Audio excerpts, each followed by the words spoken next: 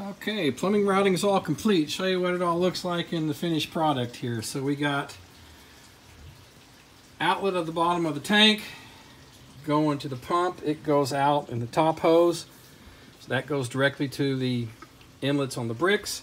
This is the return from the front exchanger coming into the second exchanger. It's a dual pass, so there's a U on the other side over there.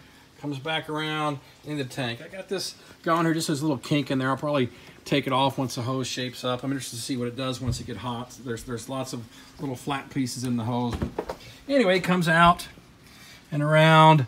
And also I've got my water methanol injection. Got it run back through the same route underneath the sill. This is in pretty good shape here. The bends here aren't too bad at all. They're real good. Can I be able to see it? You can see, you can't see it. There is the start of the 1-inch tubing. You can see the fitting on the hose that comes back on the return line. So I basically got a 1-inch aluminum pipe in there down the sill that's on the return line. So the return is this top one. Supply is the bottom one coming up. I got some more unicoils down here for some bends. Coming in around the exchanger, here's the water injection coming around. Now right now this hose is a little high. I'm going to tie it down, but it's going to go down when the hood shuts. I basically got to do some adjustment there, but again, that's coming out of the top of the exchanger, going back to the tank. Here's the inlet coming in. Here's my Y for the two inlets. Both hoses are the same size, so here's my two inlets coming there. I've got them kind of looped around. There's a lot of stuff going on here in the front. Here's the two outlets on the outside with the Y right below my methanol injection point into there. So I got enough clearance that actually it's going to go up. It's just kind of just sitting there. It's going to come up a little bit and it actually right up, and I've got some room to tie off and do back here. It's not ideal, but it'll work.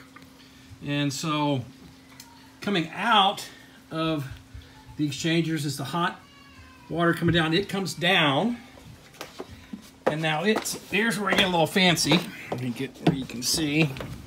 So it comes around into here. So this is out of the exchangers, comes in, got another little elbow here, comes in, got another piece of, let me get this clamp out of the way, another piece of 1-inch aluminum tubing mounted just with holes through here, and that gives me some extra cooling on the hottest. This will be the hottest water coming out of the bricks, and it gets a nice good shot of cold air here.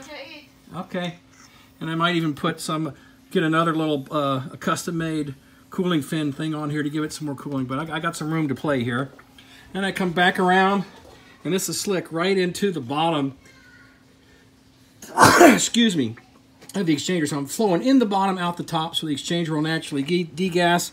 There's the exchanger all nice and mounted. I got it bolted here on the side, bolted there on the side as well. The clamps got it in there pretty good. The power steering cooler is securely mounted to the base of it.